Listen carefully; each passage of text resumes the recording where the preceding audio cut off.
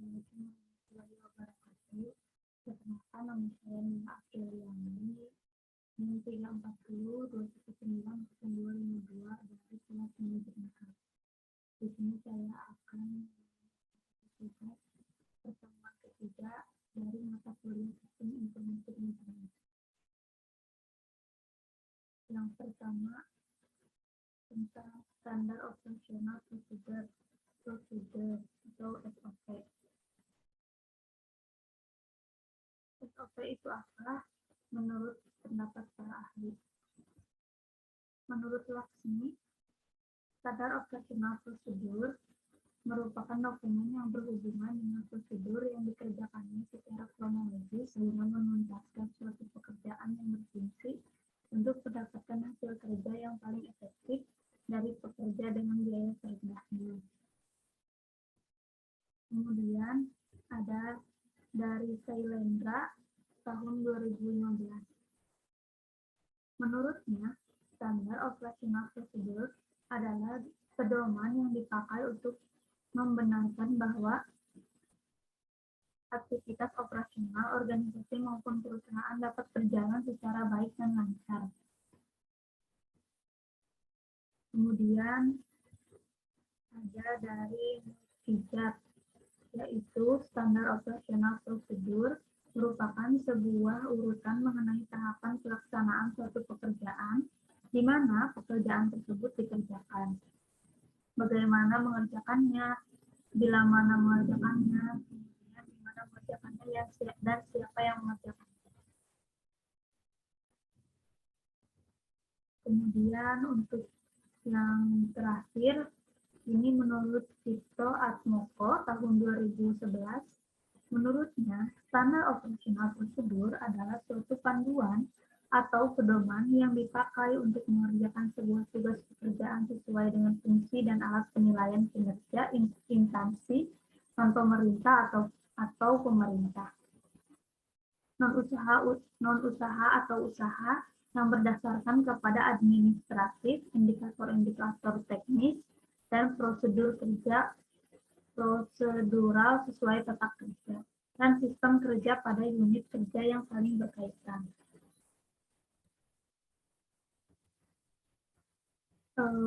Ini dari Insani tahun 2010. Menurutnya, SOP merupakan dokumen yang memuat mengenai serangkaian perintah atau instruksi yang telah dibuat secara tertulis, kemudian dibakukan pada berbagai proses penyelenggaraan administrasi perkantoran yang terdiri dari cara melakukan pekerjaan, tempat penyelenggaraan, waktu pelaksanaan, dan individu yang terlibat dalam aktivitas.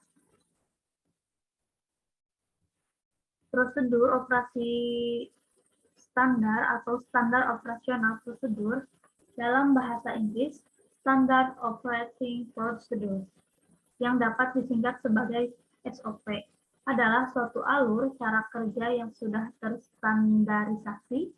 Standar operasional prosedur ini memiliki kekuatan sebagai suatu petunjuk yang bersifat mengikat dan direktif. Hal ini mencakup hal-hal dari operasi yang memiliki suatu prosedur atau langkah-langkah tertulis yang pasti SOP disusun sesuai dengan kebutuhan. Kemudian yang kedua ada manfaat, fungsi, dan tujuan organisasi harus selalu membuat SOP. Yang pertama ada manfaat SOP. Menurut Permenpan nomor 21 tahun 2008, diantaranya yaitu sebagai standarisasi cara yang dilakukan dalam penyelesaian pekerjaan khusus, mengurangi kesalahan dan kelalaian, menjadikan staf lebih mandiri dan tidak tergantung pada intervensi manajemen sehingga akan mengurangi keterlibatan pimpinan dalam sehari-hari, meningkatkan akuntabilitas dengan mendokumentasikan tanggung jawab khusus dalam melaksanakan tugas, menciptakan ukuran standar kinerja yang akan memberikan pegawai konkret untuk memperbaiki kinerja serta membantu mengevaluasi usaha yang telah dilakukan. Menciptakan bahan training yang dapat membantu pegawai baru untuk cepat melakukan tugasnya. Menunjukkan kinerja bahwa organisasi efisien dan dikelola dengan baik. Menyediakan pedoman bagi setiap pegawai di unit pelayanan dalam melaksanakan pemberian pelayanan sehari-hari, menghindari tumpang tindih pelaksanaan tugas pemberian pelayanan, membantu penelusuran terhadap kesalahan prosedural dalam memberikan pelayanan, dan menjamin proses pelayanan tetap berjalan dalam berbagai situasi. Nah, pada kesimpulannya, manfaat SOP adalah sebagai upaya membantu proses kinerja perusahaan menjadi lebih efektif dan efisien. Tidak terjadi penyimpangan berarti atau jika terjadi penyimpangan pun dapat segera ditelusuri penyebabnya. Yang kedua ada fungsi standar operasional prosedur, yaitu ada 5. Yang pertama, memperlancar tugas petugas atau pegawai maupun tim atau unit kerja. Yang kedua, sebagai dasar hukum jika terjadi penyimpangan. Yang ketiga, mengetahui dengan jelas hambatan dan mudah dilacak. Yang keempat, mengarahkan petugas atau pegawai untuk sama-sama disiplin dalam bekerja. Dan yang kelima, sebagai pedoman dalam melaksanakan pekerja rutin. Yang ketiga, ada tujuan standar operasional prosedur. Ada untuk menjaga kinerja karyawan dalam suatu tugas tertentu. SOP sebagai acuan dalam pelaksanaan pekerjaan tertentu untuk menghindari adanya kesalahan atau kegagalan, untuk menjelaskan alur tugas dari pekerjaan, wewenang, dan tanggung jawab dari tugas terkait, dan yang terakhir sebagai pedoman perusahaan dalam melaksanakan proses kerja dari awal hingga akhir. Biasanya SOP bertujuan untuk menjaga konsistensi kinerja pada setiap karyawan di perusahaan. Dengan adanya SOP ini yang berlaku, maka seorang manajer bisa mengetahui kualitas karyawannya dari bagaimana karyawannya menjalankan standar operasional prosedur sesuai aturannya.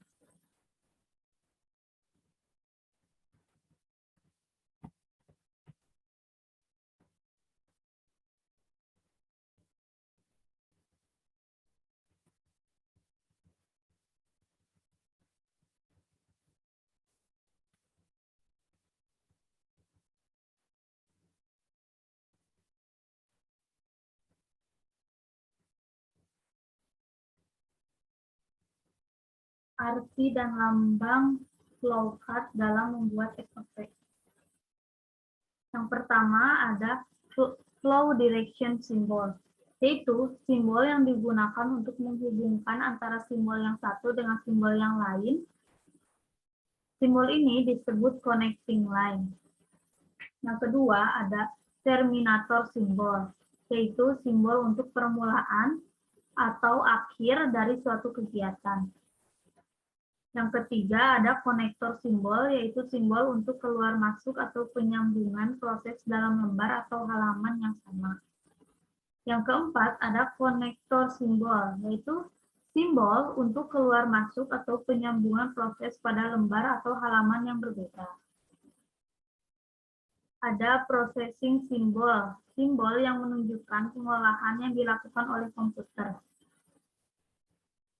Simbol manual operation, simbol yang menunjukkan pengolahan yang tidak dilakukan oleh komputer. Simbol decision adalah simbol pemilihan proses berdasarkan kondisi yang ada. Kemudian ada simbol input-output, yaitu simbol yang menyatakan proses input dan output tanpa tergantung dengan jenis peralatannya. Simbol manual input, simbol untuk pemasukan data secara manual, online keyboard. Simbol preparation, simbol untuk mempersiapkan penyimpanan yang akan digunakan sebagai tempat pengolahan di dalam SOREG. Simbol predefined process yaitu simbol untuk pelaksanaan suatu bagian, subprogram, atau prosedur. Simbol display yaitu simbol yang menyatakan peralatan. Output yang digunakan yaitu layar, plotter, printer, dan sebagainya. Simbol magnetic tape line yaitu simbol yang menyatakan input berasal dari pita magnetik atau output disimpan ke pita magnetik. Simbol punch card, simbol yang menyatakan bahwa input berasal dari kartu atau output ditulis ke kartu. Dan yang terakhir ada simbol dokumen yang menyatakan input berasal dari dokumen dalam bentuk kertas atau output dicetak ke dalam kertas. Nah, kemudian ada contoh dari SOP ini.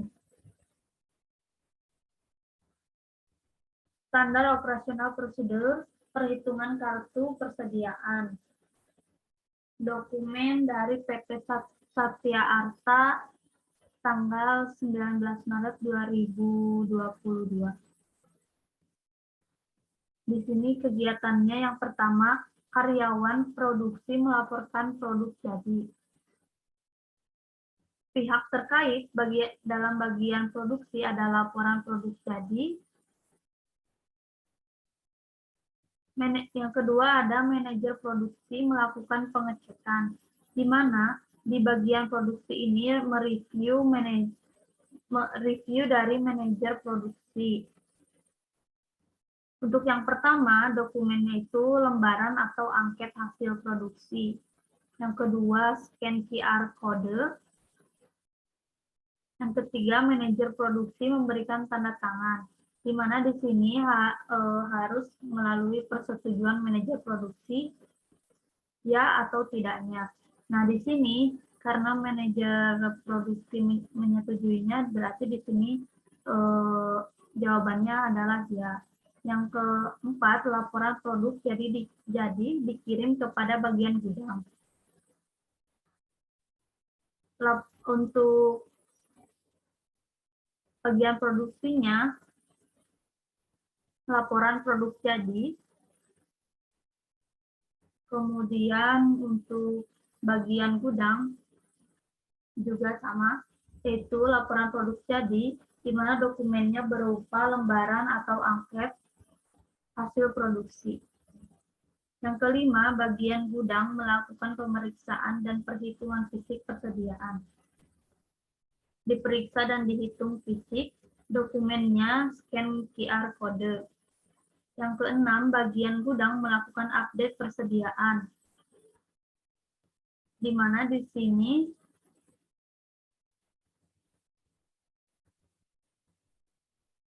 bagian gudangnya mengupdate persediaannya terlebih dahulu, lalu dokumen yang disertakannya yaitu scan QR code. Yang ketujuh, bagian gudang mengisi kartu persediaan barang. Kartu persediaan barang, dokumennya berupa lembar kartu persediaan barang jadi. Kemudian ada standar operasional prosedur perhitungan kartu persediaan. Kegiatan yang berkepentingan mengisi lembar permohonan bon sementara. Pihak terkait ada yang berkepentingan, akuntansi dan keuangan, kepala divisi, kasir, dan dokumen lembar. Untuk yang pertama, yang berkepentingan permohonan bon sementara, kemudian untuk akuntansi dan keuangan juga permohonan bon sementara. Untuk dokumennya berupa lembar permohonan sementara. Bagian akuntansi dan keuangan melakukan pemeriksaan kelayakan, kemudian mengirimkan kepada kepala divisi terkait.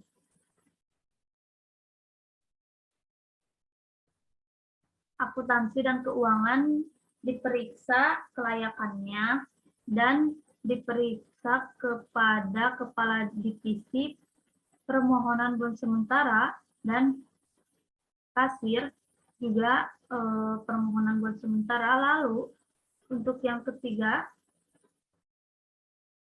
bagian kasir menyerahkan sejumlah uang tunai kepada pihak yang berkepentingan, di mana dari kasir permohonan bond sementara ini berupa uang tunai yang diberikan kepada yang berkepentingan berupa juga uang tunai.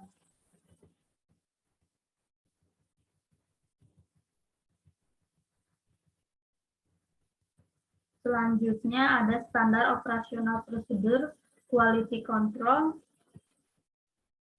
Yang pertama, kegiatan bagian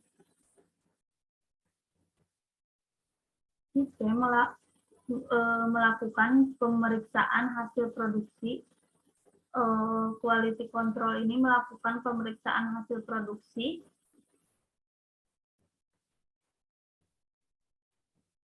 Kemudian yang kedua, apabila kondisi bagus, maka proses produksi dilanjutkan dan berjalan seperti biasa.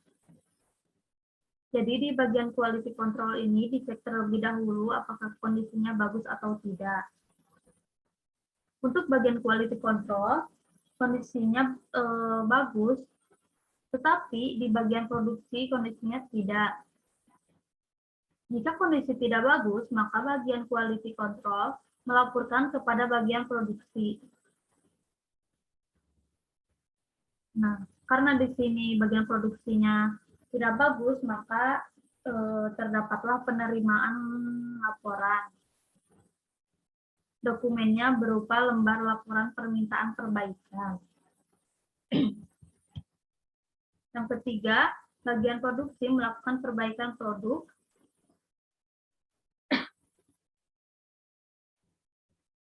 Perbaikan proses produksi. Yang keempat, bagian produksi melaporkan bahwa proses perbaikan telah selesai.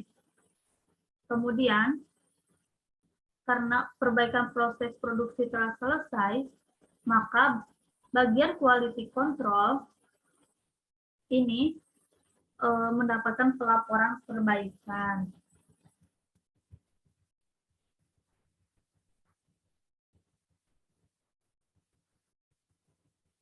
Kemudian standar operasional prosedur pemilihan supplier baru.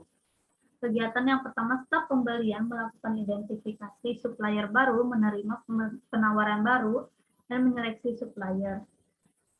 Bagian staf pembelian, manajer pembelian, dan dokumen. Di sini, bagian staf pembelian begin, kemudian identitas supplier baru, menerima penawaran baru, dan yang kedua, staf pembelian mengajukan permohonan supplier baru kepada manajer pembelian dan menyeleksi calon supplier, kemudian penerimaan laporan. Yang ketiga, manajer pembelian melakukan pengecekan lalu memberikan persetujuan dan mendapatkan review manajer pembelian. Yang keempat, bagian manajer pembelian memberikan persetujuan. Persetujuan manajer dalam pembelian, dokumennya yang berupa lembar ACC pengajuan supplier baru. Standar operasional prosedur kegiatan penjualan produk jadi. Kegiatannya, pembelian memilih produk-produk yang ingin dibeli. Bagian staf pembelian memilih produk lalu memasukkan ke dalam keranjang. Dan yang kedua, pembeli membawa produk ke kasir, melakukan scan berkode pada produk terkait. Yang ketiga, kasir melakukan proses input jumlah barang yang dibeli. Yang keempat, kasir melakukan kalkulasi kemudian dibayar oleh pembeli. Kemudian dokumennya yaitu nota pembelian. Setelah itu selesai.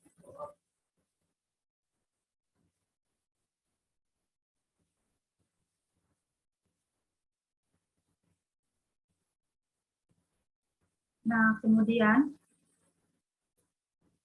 ini ada contoh standar operasional yang tadi saya bacakan. Standar operasional prosedur ada perhitungan kartu persediaan. Ini seperti yang tadi ya, namun ke dalam Word.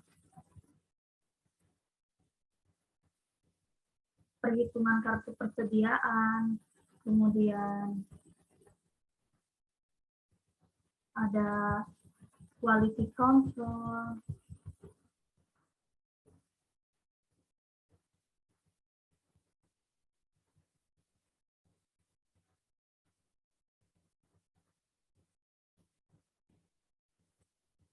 dan ada kegiatan pemilihan supplier baru. Untuk yang terakhir ada kegiatan penjualan produk jadi, seperti yang tadi saya jelaskan. Setelah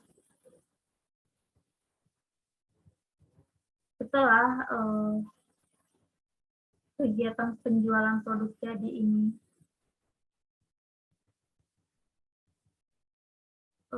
telah melakukan proses kalkulasi, maka nota pembelian pun akan muncul setelah itu selesai.